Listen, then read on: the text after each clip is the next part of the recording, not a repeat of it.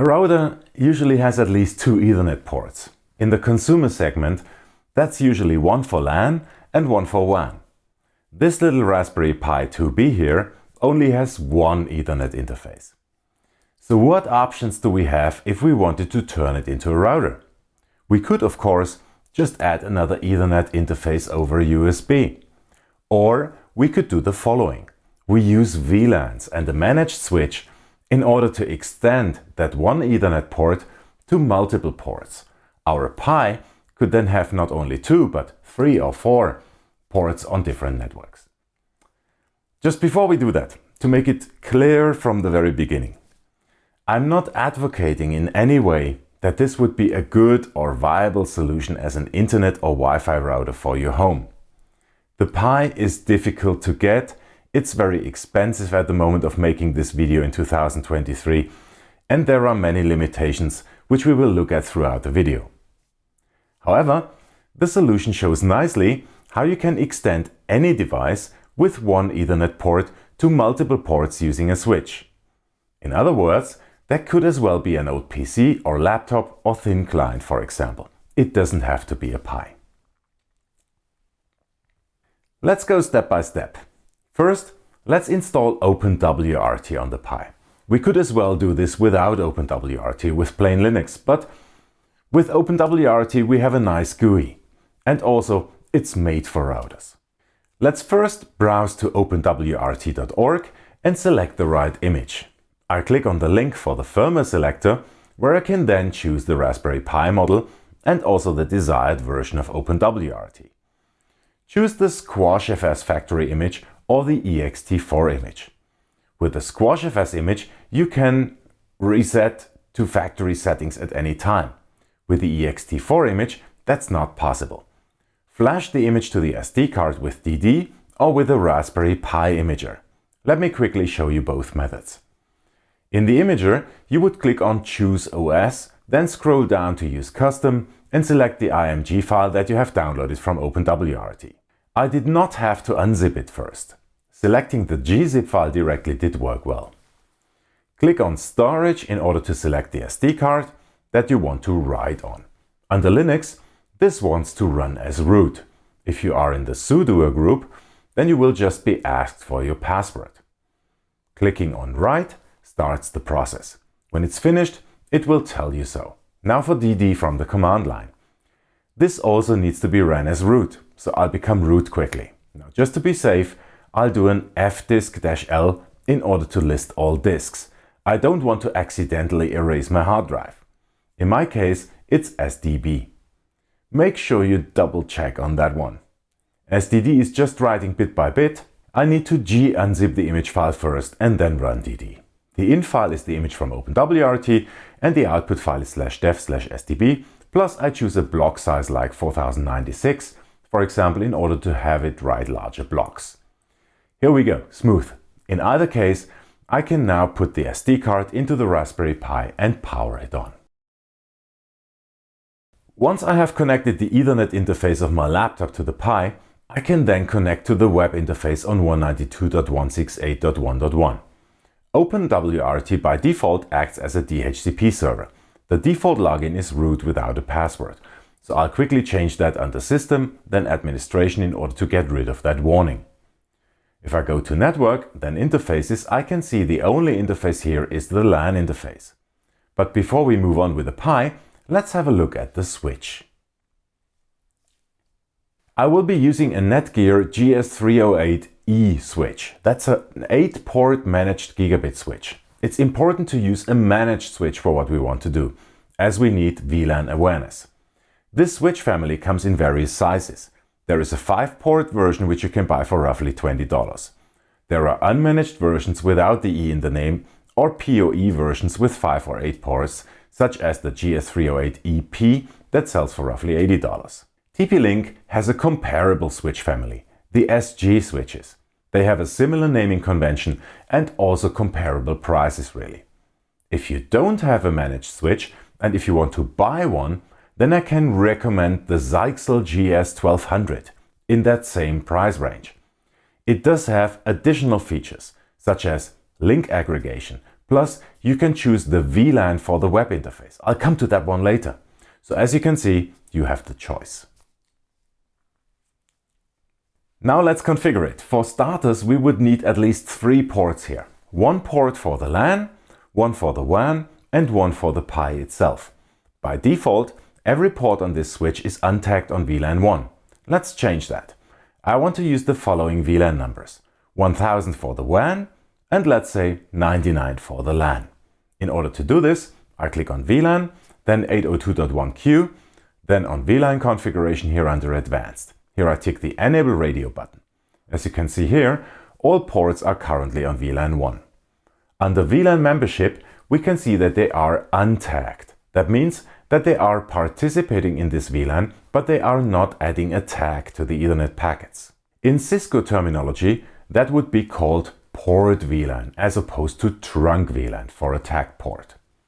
The U means that everything for that VLAN will be dispatched to that port and also be stripped of any tag. So first, I need to add the VLANs that I want to use. I just type them in under VLAN configuration and confirm with apply. Next, I want to assign the ports to the VLANs under VLAN membership. So let's say port 8 is going to be the WAN port and port 6 will be the Pi. Therefore, port 8 will be untagged and port 6 tagged or trunked. Apply. Now the LAN, that's VLAN 99. Let's say that should go to port 7 untagged and again tagged to the Pi. We do also need to assign the PVID, the port VLAN ID, to the untagged ports. Why? When a packet comes in untagged, then we don't know which VLAN it should belong to. The U for untagged in the previous screen is relevant for egress, meaning we dispatch the corresponding VLAN to that port. The PVID here is relevant for ingress, for incoming packets that do not have a tag. It's kind of an assumption we make.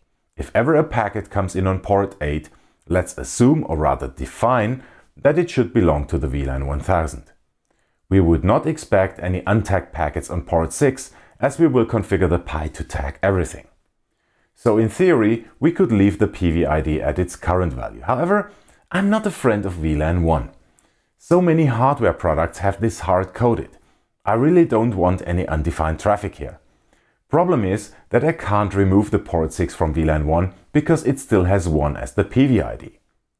So what I tend to do in my network is that I define an additional VLAN ID which will actually never be used. Let's say 55. So let me add this and then add port 6 to that VLAN tagged. While I am at it, I can do this with all other ports as well. Let me add them to VLAN 55 and then set the PVID to that unused VLAN. I'm not changing port 1 for the moment because that's the one I'm connected to. Last but not least, I will remove all of them from VLAN 1. You could as well add all those unused ports to, let's say, the LAN port by assigning them untagged to VLAN 99 and setting their PVID to 99 as well. The important part is that port 6 is tagged on everything and that ports 7 and 8 are untagged. Port 6 should be the only port that participates in 99 and 1000 at the same time. This is the port where we will connect the Pi to. Now let's tell the Pi about those VLANs. In LuCI on the Pi, I click on Network Interfaces, then I select the Devices tab. Here I have a bridge called BR-LAN. I will be using DSA and Bridge VLAN filtering here.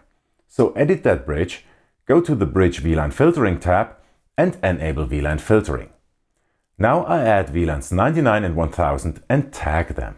Save. Very important, do not click Save and Apply during the steps we perform here.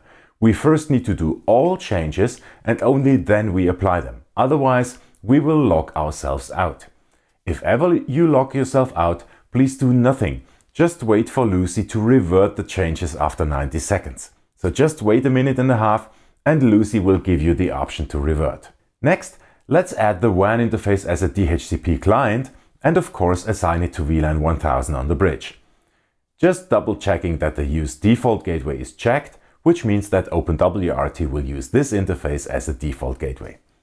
As we called the interface WAN, it is now already assigned to the WAN firewall zone. Again, click on Save, but not on Save and Apply. Last but not least, we need to tell the LAN interface that it should be on VLAN 99. Let's edit the interface properties and change the device to br-lan.99. Save. Now we could save and apply, but I want to double check everything by clicking on this Unsave Changes icon up here. Yes, we add the VLAN 99, the VLAN 1000, we assign WAN to 1000 and LAN to 99. Looks good. Save and apply. Now I will lose connection. This is expected. LAN and WAN now expect tagged packets. That means that I now have 90 seconds to connect everything to the switch. My laptop to port 7, the Pi to port 6. Here we go, we're back in business. Now I can connect the WAN to port 8. Yep, it gets an IP address. Let me quickly see if DNS and the like are working. Network, utilities, and ping openwrt.org. That works. We are connected. Okay, this has been a lot of click here, click there. What have we done here? Both the Pi and the switch on port 6 now add VLAN tags to all packets. There are two tagged VLANs, 1000 for the WAN and 99 for the LAN. The switch removes the tags from the packets coming in on port 6 and patches them to port 7 if the tag was 99, or to port 8 if the tag was 1000. The other way around, any untagged or normal packet coming in on port 7 will be tagged with VLAN 99 and sent out tagged on port 6 to the Pi. Same for the port 8 with VLAN 1000. We have successfully turned one Ethernet port into two by using tagged VLANs and port VLAN IDs. Awesome! Now we do have a working router with a WAN port and up to 6 LAN or other ports, depending on your switch really. Now here's two more things that I want to show you, and also a couple of remarks with regards to performance and security. Let's start with security. Using the same wire for WAN and LAN traffic as such is not a big problem really, as long as you avoid using VLAN 1 and as long as you avoid untagged traffic. We did that. That should actually be quite secure, at least by home user standards. What can pose a serious security problem though is that switch.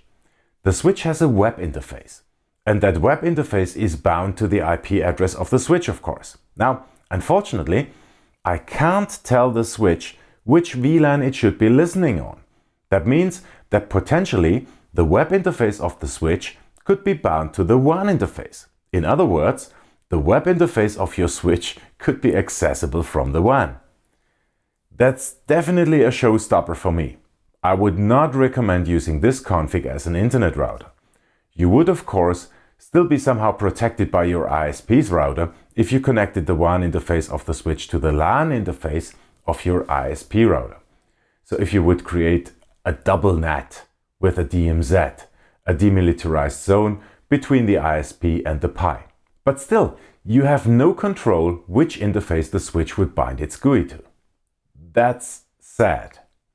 The Zyxel GS308E does not have that problem. That's the reason why I can recommend it. So again, if I needed to buy a new switch, then I'd rather use the Zyxel.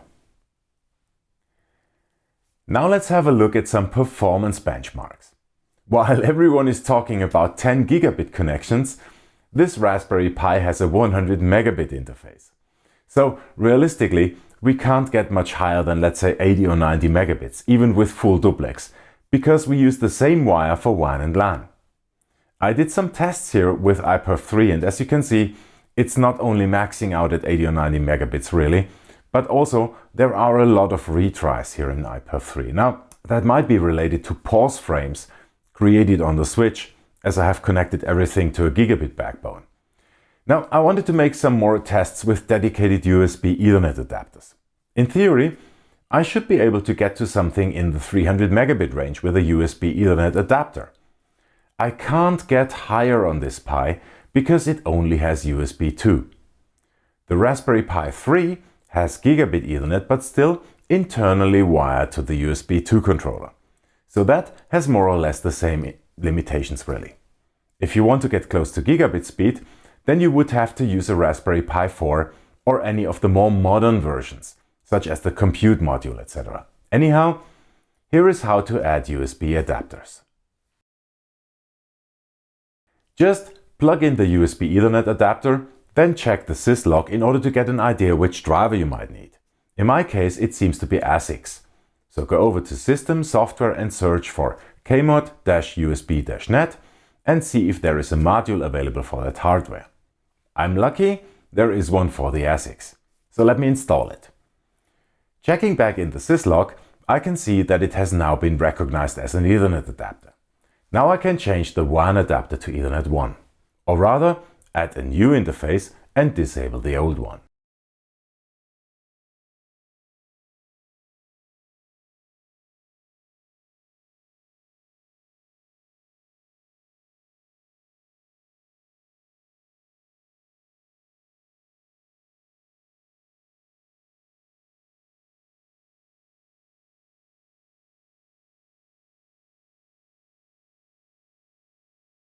Ready to go?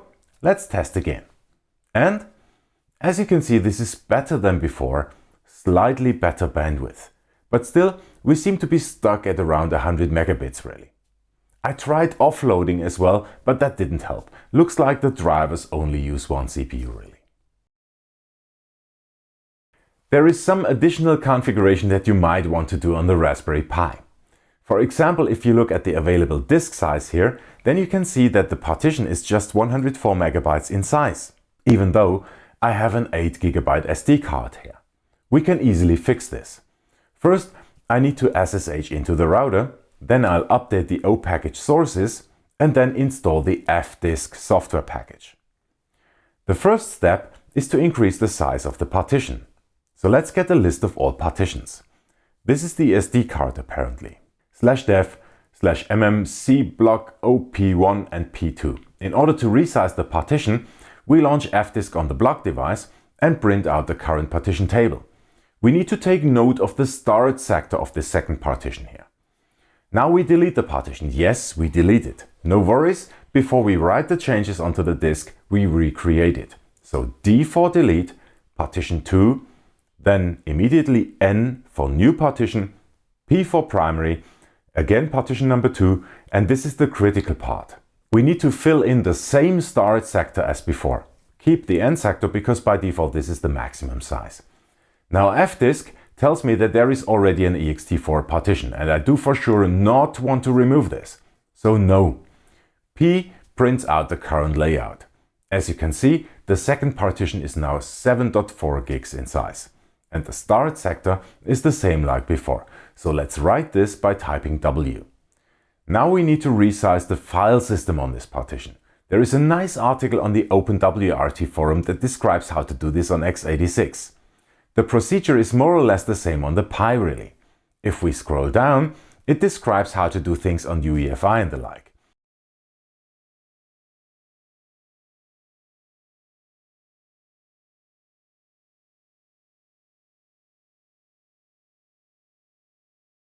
It shows the fdisk maneuver, which I have just done, and here's the interesting part. Normally we can't resize the file system if it is mounted, but what we can do is that we create a loopback device to that partition and do the operation on the loop device. Let me give this a shot and just copy paste the code.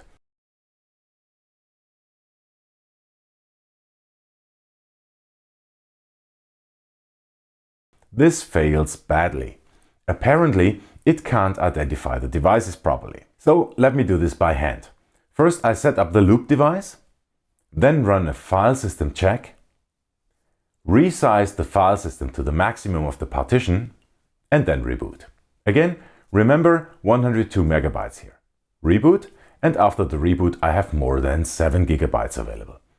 Ready to install some software on this box. I could as well have taken the SD card out, attach it to a USB reader and do the resize on a different system using gpart and all the like. We haven't talked about Wi-Fi yet. This Raspberry Pi 2 does not have any Wi-Fi. Of course, I could use a Raspberry Pi 4 or I could add Wi-Fi hardware over USB, but let's face it, none of these makes a good access point. The drivers and the hardware are designed to be used in STA station mode, as Wi-Fi clients. Just because there is a Linux driver for a Wi-Fi module does not mean that it is great in access point mode. Look, you would not get features like multi-user MIMO or the like. Plus, the total amount of money that you need to spend will be much more than, let's say, the price of a really good Wi-Fi 6 router, such as the Belkin RT3200. You can get that one at around $80 to $100, and it's a really nice device. So, what's left? What can we use this for? In my opinion, the real strength of this setup, as opposed to a commercial Wi-Fi router, for example, is the amount of RAM that we have available, plus the fact that we can extend the file storage considerably by adding a larger SD card or an external SSD drive. So I would rather see this as an application server that needs multiple Ethernet ports, VoIP for example. You could add Asterisk or Yate as software packages and run the thing as a PBX. You could hook up multiple phones to it, and it would really not use a lot of energy to run. But still, I would not go and buy any of that equipment new at the current price points. If you have them in the drawer, or if you plan to use them for something else in the future, then maybe go for it. In one of the next episodes, I will also show you a possible application of a Raspberry Pi with OpenWrt as a phone tethering gateway. We will not even need a switch for that. So, here's another reason to stay tuned to the channel, right? Please do leave me a comment on YouTube. Many thanks for watching. Stay safe, stay healthy. Bye for now.